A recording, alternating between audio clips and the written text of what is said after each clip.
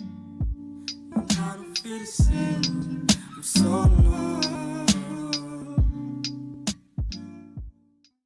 à tous, aujourd'hui on se retrouve pour une toute nouvelle vidéo.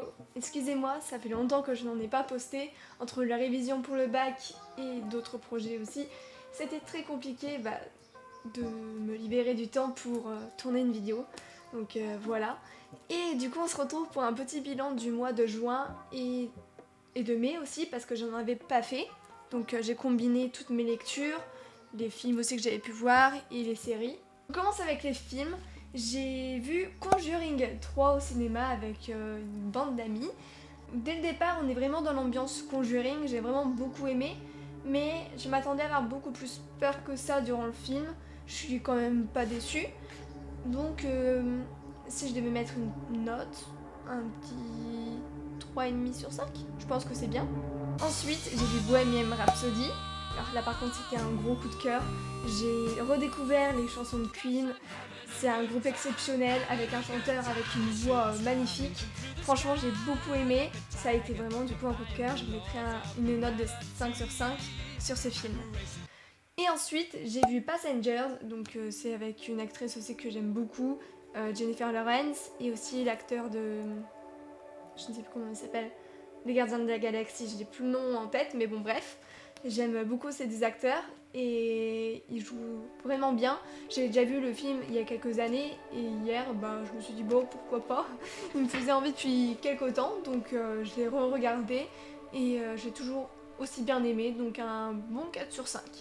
Et ensuite on enchaîne avec les séries. J'ai regardé Outer Banks, ça faisait ultra longtemps qu'elle était dans ma liste et je m'ennuyais, donc j'ai fait bon, je regarde, on sait jamais, ça tombe elle est bien, mais en fait franchement j'ai beaucoup apprécié, enfin j'ai vraiment beaucoup aimé plutôt, et donc je mettrais vraiment un 4 sur 5. J'adore la saison 2, c'est vraiment pas mal, je me suis très vite attachée au personnage, donc voilà, j'ai hâte de voir la suite. Ensuite j'ai regardé Sweet Tooth, j'ai pas fini encore, je regarde ça avec ma soeur.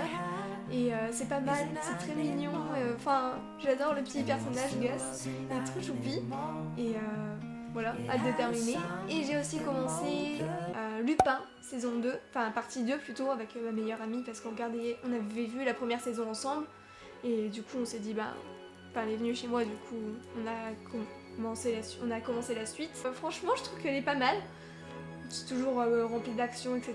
On s'ennuie pas, vraiment. Et Lupin est un réel génie. Je me rends compte que depuis tout à l'heure, je vais ultra vite. Cette vidéo va durer à peine 10 minutes. Non, moins, vraiment moins. Mais du coup, on enchaîne avec la partie que vous attendez peut-être le plus, la partie livre. Alors, j'ai pas lu beaucoup, donc on commence. J'ai terminé le tome 1 de la saga Grisha. J'ai vraiment beaucoup aimé. J'ai même fait une chronique dessus d'ailleurs. Alina, actuellement en formation de cartographe, est une jeune orpheline qui vit dans le royaume de Ravka. Menacée par le Shadowfold, territoire baigné dans les ténèbres et protégé par des créatures affamées, le royaume est divisé. Tout va être chamboulé quand, en expédition dans ce Shadowfold, Alina va se découvrir des pouvoirs inattendus. Elle est l'invocatrice de lumière, celle qu'on attendait. Bon, je l'avoue, j'ai eu un peu de mal à entrer dans l'histoire, mais je pense aussi que c'était lié avec l'écriture de l'auteur. Je trouvais l'écriture était trop simpliste à mon goût, mais a priori, on m'a dit qu'en VO c'était beaucoup mieux. Donc c'est la traduction qui est peut-être mal faite. Et voilà, tout simplement. Mais du coup, j'avais noté ce livre 3,5 sur 5 parce que je me suis quand même bien attachée au personnage. Alina, au départ, elle m'a vraiment cassé les pieds. J'arrivais pas à l'apprécier. Mais franchement, après ça va, c'est mieux passé. Le Darkling, comme j'ai vu la série, je savais que... Voilà. Et Mal, je l'aime quand même beaucoup. Mais j'ai hâte de découvrir vraiment encore plus ces personnages dans le tome suivant.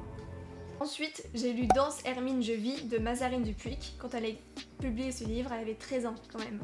Et l'écriture est très riche. Je m'attendais vraiment pas à ça, honnêtement. C'est un livre assez dur quand même, ça parle de maltraitance familiale, etc. Enfin, de maltraitance, voilà. Donc ce livre parle des enfants maltraités sous forme d'un journal tenu par Iseult, une fille de 12 ans battue par son père.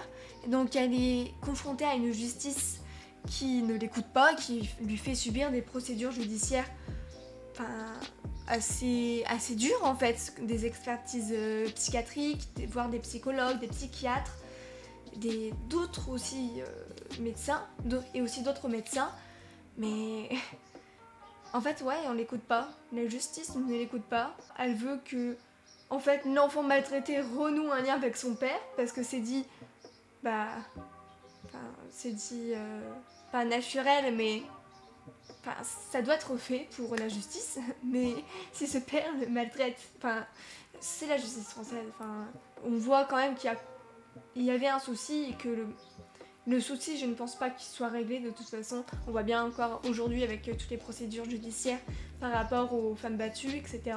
On le voit bien encore aujourd'hui, il y a une femme qui avait porté plainte 20 fois contre son mari ou son ex-conjoint, je ne sais plus, mais bon bref, elle a fini par être tuée parce que bah, justement il n'y a rien eu, il n'a même pas été arrêté, donc ça c'est génial, enfin génial, on se comprend, hein. C'est abusé en fait, vraiment très très abusé par rapport à ça. Ce que l'auteur veut remettre en question à travers son livre témoignage, c'est ce qu'elle appelle l'intransigeance de la justice qui force le lien avec le père, un père auteur de violence. Donc c'est vraiment ce que je viens de vous dire. C'est un journal intime, romancé, qui s'appuie sur des faits réels et apporte une réflexion sur le monde de la justice. Vraiment, déjà dit, j'ai toujours des avis comme ça par rapport à certaines choses, et ça en faisait partie.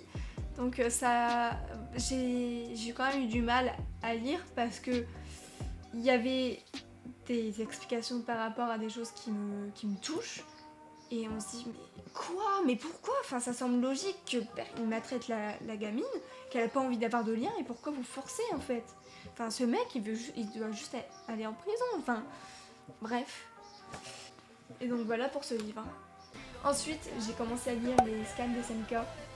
J'aime beaucoup, enfin j'ai regardé la série et j'ai vraiment beaucoup aimé. C'est ma soeur qui m'a forcé à regarder, si je dois tout vous dire. Et ben, je regrette de ne pas avoir vu ça avant.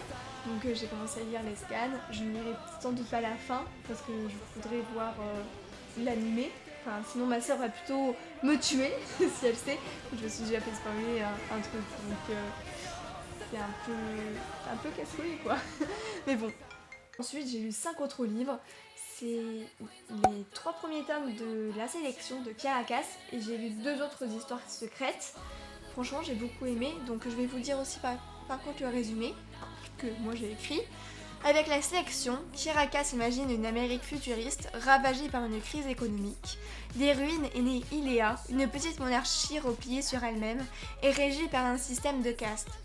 Mais un jeu de télé-réalité va bouleverser cet univers. 35 jeunes filles sont choisies pour intégrer le palais et peut-être troquer leur destin misérable contre une vie de paillettes. Leur seul objectif, tenter de conquérir le cœur du prince Maxon, héritier du trône. Mais pour America Singer, elle-même sélectionnée, cette compétition a tout du cauchemar. Obligée de quitter sa famille et le garçon qu'elle aime, elle va rapidement échafauder des plans pour se faire éliminer. À moins que sa rencontre avec le prince Maxon ne change la donne.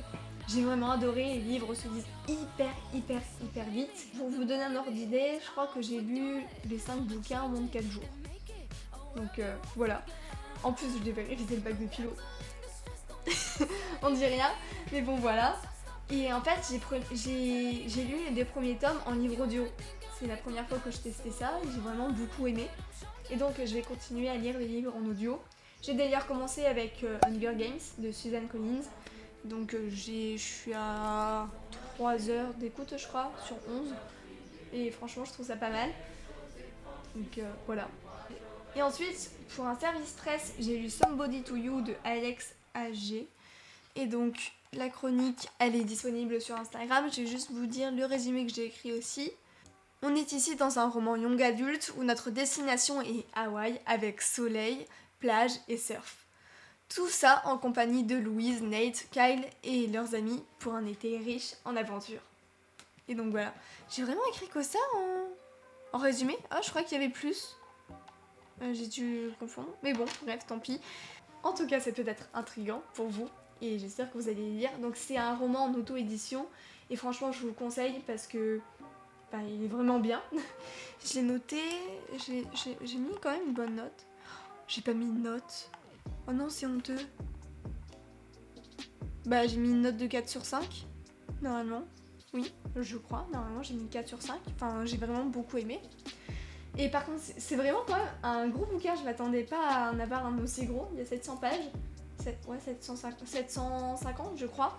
Après, moi, ça me pose pas de soucis. J'aime beaucoup lire.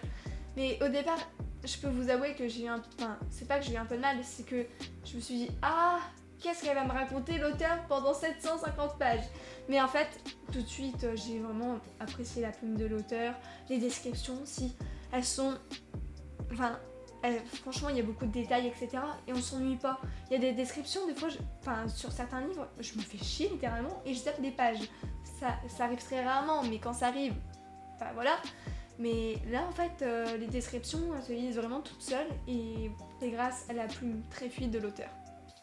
Donc là, je vous ai parlé de toutes mes lectures, mais je sais qu'il y en a une qui va bientôt se rajouter, c'est Le Cas Van Noorden, j'espère que je prononce bien, de Raphaël Passerin, et donc ça aussi c'est un service presse, et je remercie encore la maison d'édition et l'auteur de me faire confiance.